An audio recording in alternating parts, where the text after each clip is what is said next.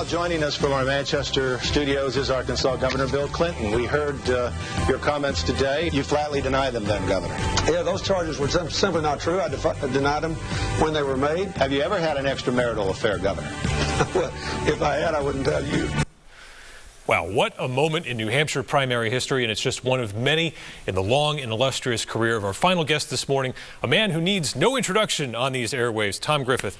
Tom, first of all, congratulations on so many years of service and work in New Hampshire, and congratulations on your retirement. Adam, thank you, and it's great to be here, and it's been a long career, but it's been a fun career, and I wouldn't take any of it back. Yeah, so tell me how this used to work with these talkback interviews with candidates right there in the newscast, in particular that one. How did you make those things work? So that story, of course, that story about Gennifer Flowers had broken that day, and he had traveled to Claremont and gotten off a private plane, and then proceeded to Manchester to do this interview in studio.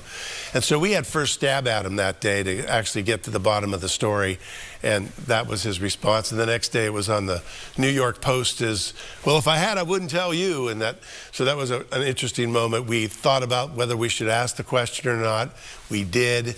And at that time, ABC News was in the building we were a bureau for them, of course, and Cokie Roberts was there. And when I came out of the studio after that interview, she said, boy, that was something. You've asked a question that we haven't asked yet. So it was a great question. It was a question that needed to be asked, but a lot of people do believe that might have been one of the questions that elevated the role of tabloid journalism in the mainstream press. And yet it turned out to be prescient, given what happened later on. But what are your thoughts? It wasn't just Clinton who came in and did these interviews. No. What are your thoughts about the role that WMUR has played, and you played in giving access and leveling the playing field of the primary? It was so different back then because we, as a young station, would allow all the candidates to come into the building, and we would give them a lot of time.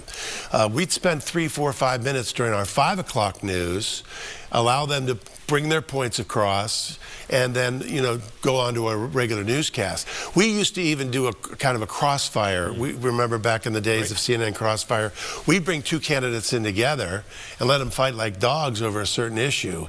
And it really gave the New Hampshire voter back in those days an opportunity to see what they were really made of. And in a way that we were just kind of like the referee. We did not try to stick any of our own feelings into the thought process. Just let them go at it and let them see where it takes them. So many primaries, so many election nights over the years. What are some highlights and some moments that stand out for you? Well, there's so many. That's one of those questions that's really hard to remember them all. But of course, some of the interviews were very important, like the one we just saw. The Dartmouth College debates that we did up there in 2000 when George W. Bush was trying to play the game from afar. He wasn't really interested. He's being very coy. We had a debate up there that he did not show up for because Laura Bush was having a reunion thing at Rice University, and we brought him on to via satellite and questioned him about why he wasn't coming to New Hampshire and is he offending New Hampshire. We one time chased Lamar Alexander through the state of Delaware with a live truck because Lamar was in Delaware campaigning prior to the New Hampshire primary. And Delaware at that time was trying to challenge our first-in-the-nation primary status. Jesse Jackson came to the building one time, and he knocked on the door. We didn't even know he was in town. He says, I'm here. He says, I talked to somebody. I need to get on the air. And we would put him on the air. We would give him an opportunity to give his point of view. And there's just so much of that in those early days. But as the station continued to evolve and change, we were able to add political people like yourself. People were able to come and really add to the team. And so it had changed and it evolved over many, many years. As an observer of New Hampshire politics for all of these years, what do you think makes New Hampshire special, and politically? Well, of course, it is the grassroots campaigning. There's just no doubt about it. You've got to go to the parties at the houses. You've got to do all that. It is unique. It needs to survive. And as a television station, WMUR has always been a level playing field for these candidates. And early in the process, you have to give everybody an opportunity to give their position, no matter how prominent they are or how back of the field they are. It's very important to do. It's got to continue. Right.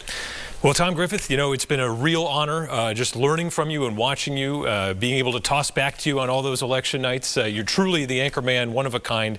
I just want to say congratulations, and truly it's been an honor to work alongside you, and just we wish you the best. Well, I'm honored to be here, Adam, and you know, I think the world of this television station and every reporter in it, and thank you for giving me this opportunity. I don't think it would be appropriate for anyone else. Tom Griffith, will you sign us off a close-up here? Take it away. Okay, I will, and that wraps up this edition of New Hampshire Close-Up. Thanks so much for being with us. Have a great Sunday, everyone. Thank you so much.